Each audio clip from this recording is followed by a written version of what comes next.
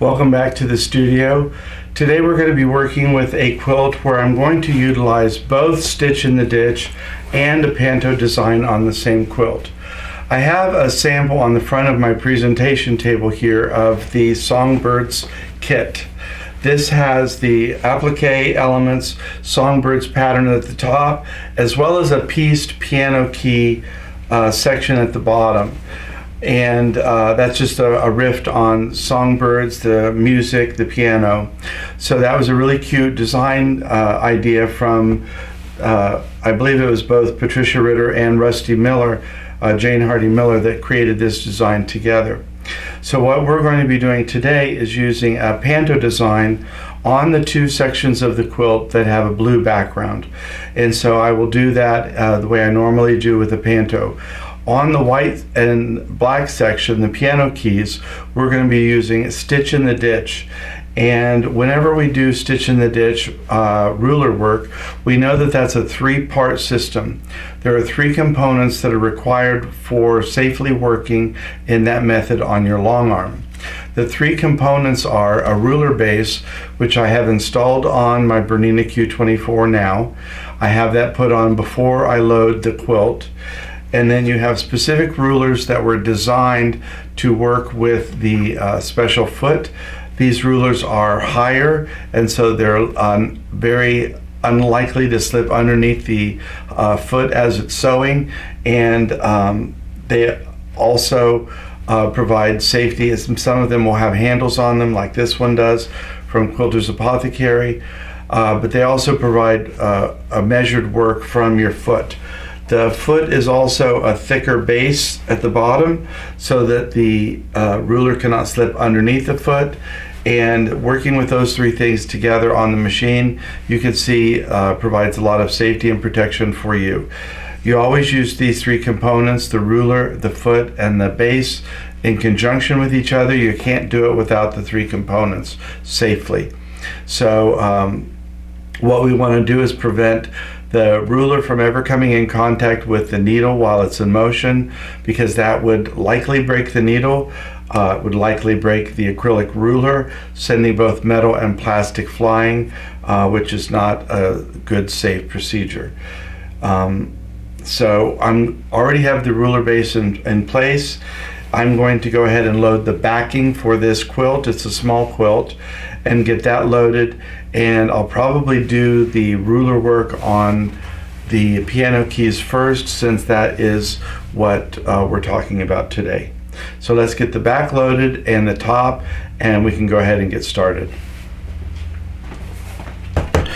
When you have the ruler base on the machine, in my case on the Q24, this adds additional space to both the right and the left of the throat plate. What the addition is, it adds an additional 4 inches in each direction. But if you count from where the needle hole is out, it's over 6 1/4 inches from the needle out. And why that's important, when we're sewing, where the needle would need to work, we have 6 1/2 inches out. So that's why the backing fabric is always much wider than the top, so that we can accommodate the work either with or without the ruler base. But with the ruler base, you need over 6 inches, which adds 12 inches, at least 13 inches possibly, to the width of the fabric.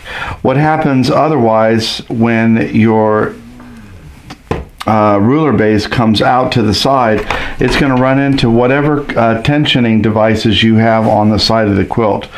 I have pins and painter's tarps that I got from Home Depot or Lowe's, but even these bite in about 1 inch deep. So in that case, you might even want 7 inches on the side. On the top and bottom, it doesn't require quite as much. I use about 2 inches at the top and a minimum of 3 to 4 inches at the bottom. But on the sides, I need a good 6 inches whenever you add that ruler base.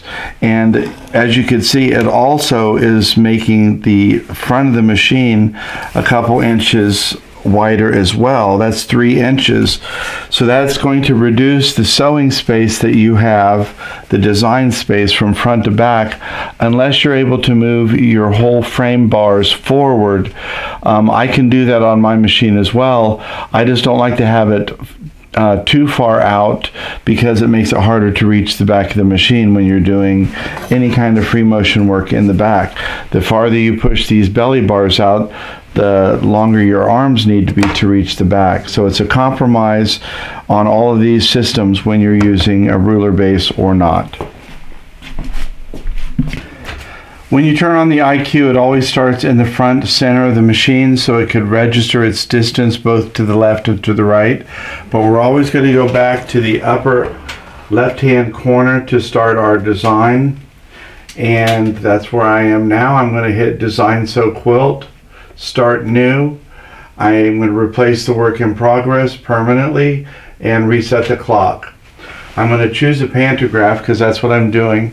I'm only doing the blue field above the piano keys. So I'm going to enter the rectangle manually because I can't come far enough forward to encompass the blue field at the bottom. So I'm going to do that manually, and I've already measured my quilt, so I'm going to enter. It's 49 wide and it's 22 high. And I'm going to hit continue, and you can see visually the rectangle that represents on the screen. Hit finished. I'm going to use an Urban Elements Panto. Because this is a small section, I'm going to use a smaller sized Panto, which would be classified as a Petite. And the one that I chose is called Cloud 9.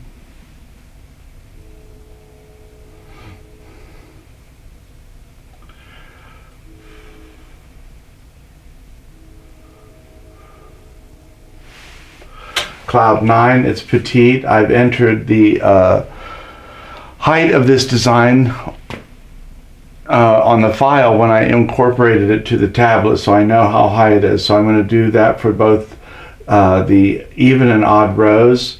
So you can see here we have 2 rows as it comes up, but I want to eliminate the gap. So I'm just going to hit the gap button and run my finger diagonally until these interlock in a pleasing way. And I'm going to go ahead and get that height back to 6.5 inches.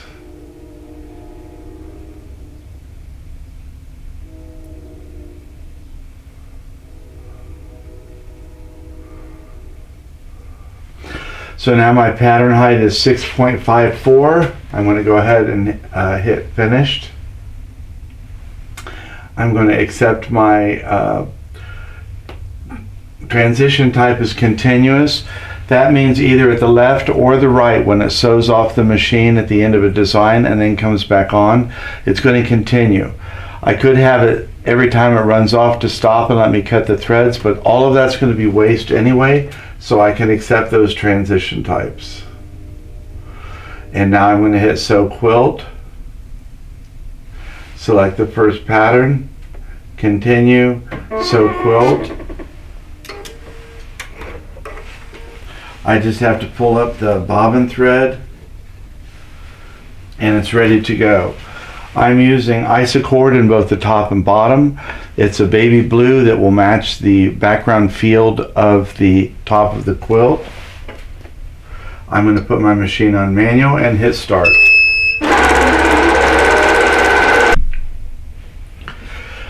Because the Panto is small, the first design went very quickly, so I can go ahead and hit Sew Quilt and do the next design. I'm just going to go ahead and swap the end points. So the next row is going to sew from right to left. I'm going to do continued sewing. I don't know why it does that. I'm just going to hit the restart button and go down to the start of row 2 and hit OK.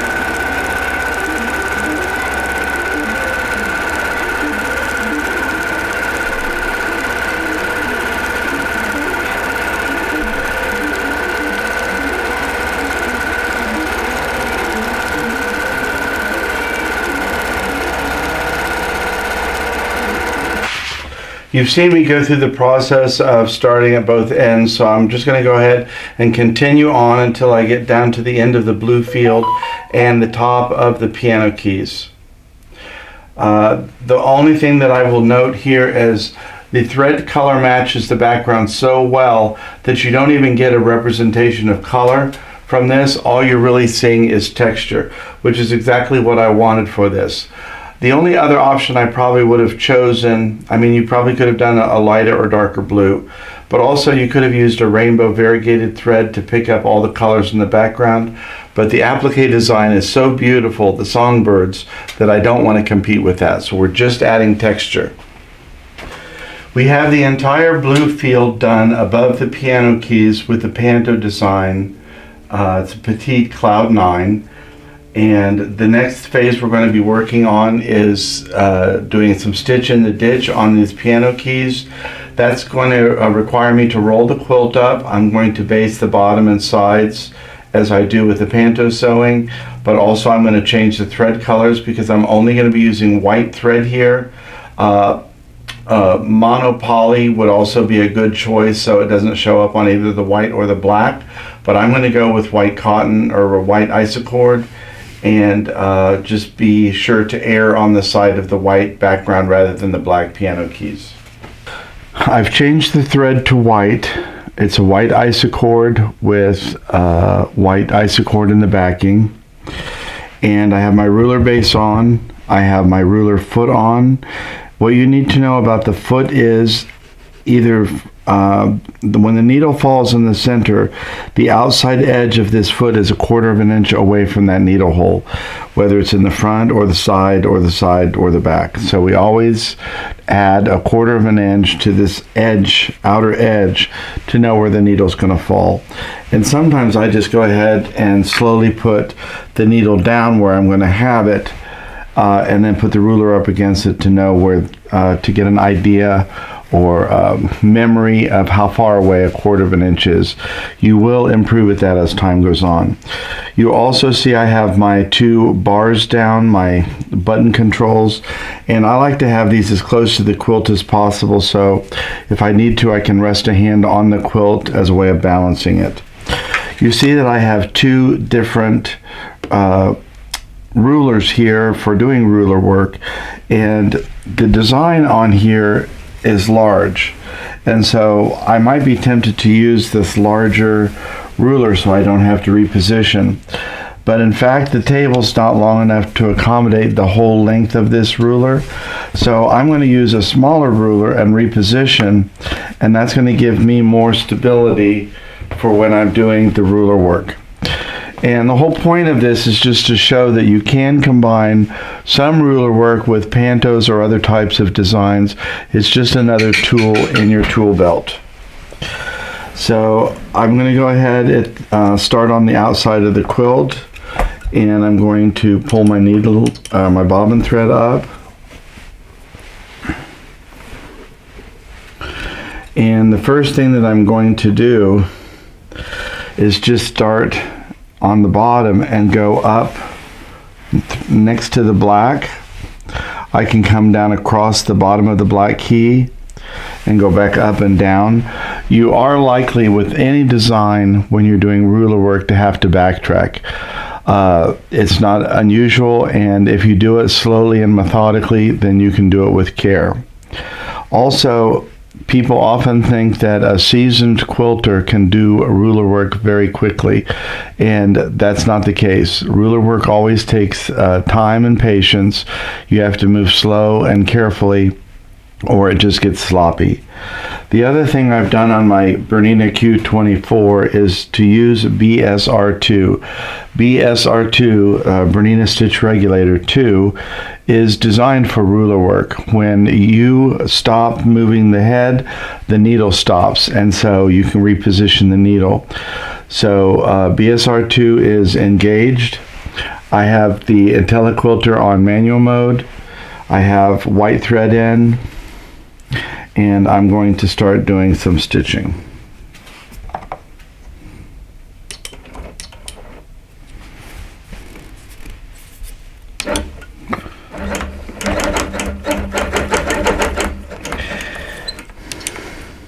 And it's been a little while since I've done any ruler work, so I'm going to go even especially slow.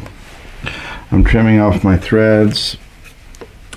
The thing is that a lot of times, like right now, the head of the machine is in the way of my stitching where I need to go, so that's another reason to be slow.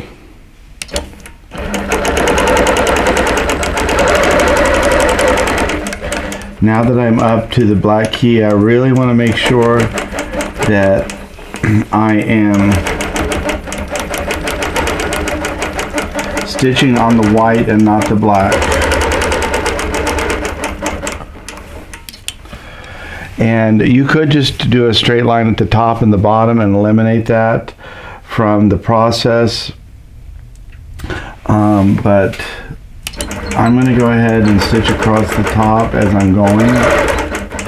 I'm going atop the back of the key, the black key, and then I'm going to go down this line, but I'm just going to do a little zip across at the bottom of the key. At least going in this direction, I can see the needle and what I'm stitching on.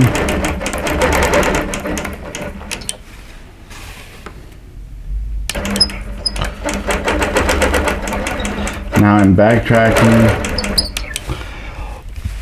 I'm always stopping to reposition the ruler.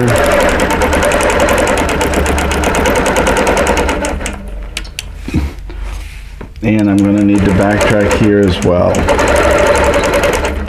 Now I'll go up to the next key, and I'm just going to continue this process very slowly, moving the ruler, moving the machine, going item by item until we have the entire piece done. I'm always going to try and keep the ruler flat. Can either use the handle here or flat on the ruler, and I only want to reposition the ruler when the machine is not running. As you can see, I have all of my stitch in the ditch complete. You're never ever going to get 100% perfection all the time. That's going to be my guess. I have a few places where I went off, and it's more egregious when you see a high contrast thread, like where the white is on the black. So in my mind, you have three options whenever you're doing stitch in the ditch and it isn't quite perfect. You can A, learn to live with your work and accept your work for what it is. B, you could go back over the area where you made a mistake and then rip out where the mistake is with the seam ripper. And C, in the case of this quilt, I have white thread on black fabric, so I could use a black Pigma pen or another type of black fine fabric safe marker and just cover up the white stitches on the black fabric, which will take away the glaring impact of it. The stitching will still be there, you just really won't see it. So those are three options that come to my mind when you don't think the work is absolutely perfect. But at a glance, you really can't see any mistakes, any terrible ones, and it adds nice texture to the quilt. It doesn't take away from the piecing design with an overlay of a panto, so this is just an option. Now I'm going to go ahead and do this blue band at the bottom. But before I get there, I'm going to look through the library because I don't know if I want to continue using Cloud 9, because I'm almost inclined to use something geometric here, just as a third design. I won't know till I look through and see what I have. I may just opt back for the Cloud 9 because this will be very quick. But in this case, I'm going to mark on quilt when I get to the design stage, because this is all small enough for me to fit onto the throat space of the machine. I went ahead and used Cloud 9 just because I couldn't find a geometric that I thought complemented the pattern. I didn't want to compete with the piano keys, so that was something else I was thinking about. I brought in the design, but when I put the size in, I marked on quilt. And this is another good use of the ruler base and a ruler. When you're marking on quilt, it's really nice to have the needle almost all the way down so you can see exactly where it's at, and use the ruler to keep perfectly straight lines as you're marking on the IQ, letting it know where the registration marks are that you're going to sew within. So I've already done that, but it is another good use with the ruler and the ruler base since we had that on. So I have the design loaded. I'm just going to go ahead and hit sew quilt.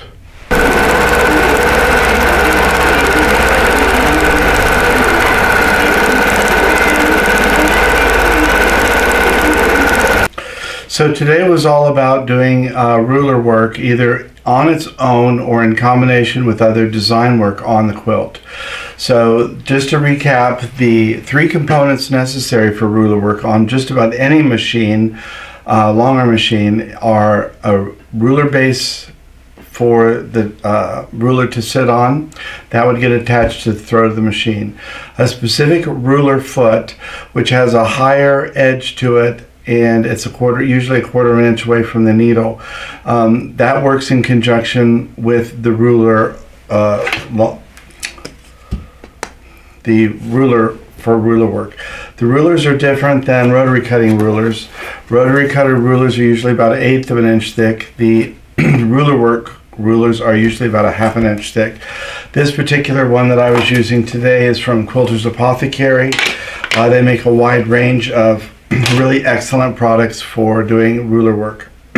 Straight in the ditch was what I did today, but most ruler manufacturers also do all kinds of curves and design motifs. But today all I wanted was something to do stitch in the ditch.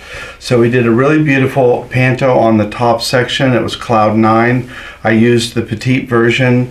I wanted a smaller design to go with the smaller scale of this quilt. I used a powder blue that matched the background, so you're really not getting any thread color on the top. You're really only getting texture, which is what I wanted. And to amplify that texture, I also did not do a panto over the piano keys. I just did stitch in the ditch, and then we went back to the same design at the bottom, the Cloud 9 Petite. So it's just a way of increasing a little bit of variety in your work. Ruler work is not really that difficult. It just takes a little bit of patience. Even experts who've been doing it for a long time go very slow at this process. It's not fast, but it is effective when it's used in a dynamic way. So this is the Songbird quilt kit. This particular one was done by a friend of mine, and she did a beautiful job on it. There were a couple places where when I stitched in the ditch with my white thread, I got on the black piano keys, and to cover that up, I just used a black Pigma pen. So even as close as I am, I can't see anywhere that I touched up. I will say I'm very, very careful when I'm using a Pigma pen on a quilt, especially a finished quilt. I hold that pen pretty tight and get it away from the quilt as soon as I'm finished. So thanks for joining us in the studio today. We look forward to seeing you again next time. Until then, take care of yourself and take care of each other.